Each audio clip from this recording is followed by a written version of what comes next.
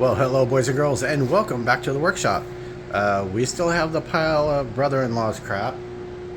Yeah, can't wait for that to get up so that I can have that space. Table saw is dirty, which is a good thing because that means I've been doing stuff. We have all the wood for kitchen table, because my wife decided for anniversary she wanted a kitchen table, so we're going to be doing a giant kitchen table. But I've been busy trying to organize, and instead of you guys just seeing stuff screwed, hanging from screws on the wall, I did a French cleat, which I had in my old place, and I really like them. I took mistakes that I did before and corrected those. So anyway, I do like how modular that this is. The only thing that is actually attached to the wall is that's got a double French cleat, but then I did do one screw in the back just to secure that, just because as heavy as it is, I didn't want it shifting, anything like that. And here, this came out of the kitchen, but we've got all of the stains, glitters, jigs and stuff, heat gun, screws, and I do want to kind of set this up where I have another little shelf like over where I have, quit focusing on one finger, like all my pocket hole jig stuff. And then over here I have my doweling jig, and I want to put my dowels near my doweling jig.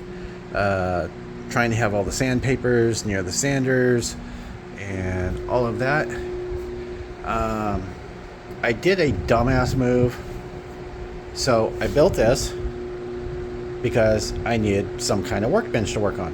Okay, awesome. But then I started putting this stuff on there, and then I wasn't happy with it because then it was back to where I couldn't get to the wall.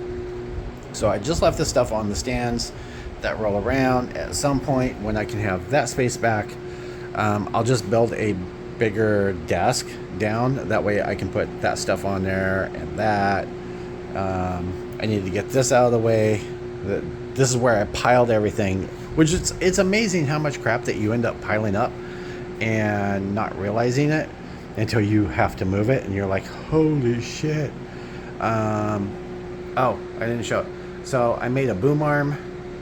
I have a 30-foot hose. I'll probably get another one too. And I'm just seriously, like, I had a dust collector before at my old shop, and I ended up using their shop vac like 90% of the time. And then this is the DeWalt, what's it called? Ultrasonic, which it's so quiet. Like, it's so nice and quiet. And I pretty much use it for everything. Table saw, any of this stuff. Cleaning up. So I have I forgot what the brand is. You guys will see it when I unbox it and set it up, but an actual dust collector, and I do like it because it comes, instead of a 5-gallon bucket, it comes with a 12-gallon bucket, and it screws on. It has a pressure relief valve so that you don't end up getting it collapsing. It's heavy duty. I wish I could remember what the company was, but ordered that. It's on the way. That's probably going to end up in the trash. It's okay. Like, I can't complain about it, but like the dustbin that's in it is maybe like 4-gallon, and it tries to collapse on itself with just using that. Anytime that I connect the hose to anything. And if you guys have seen these, they are on Amazon.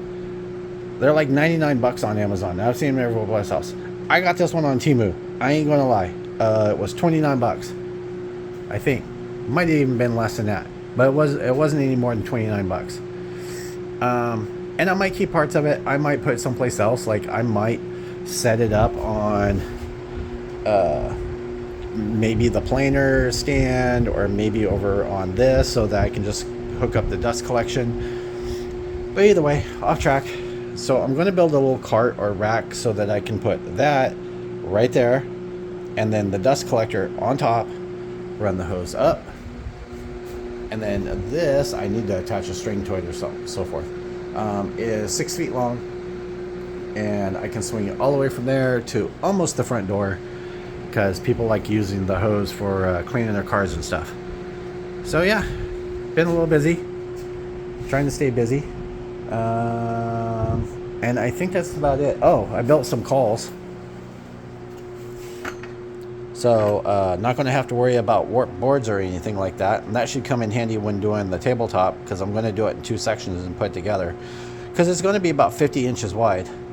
So yeah, these I'll do a video if you guys want on how to build that.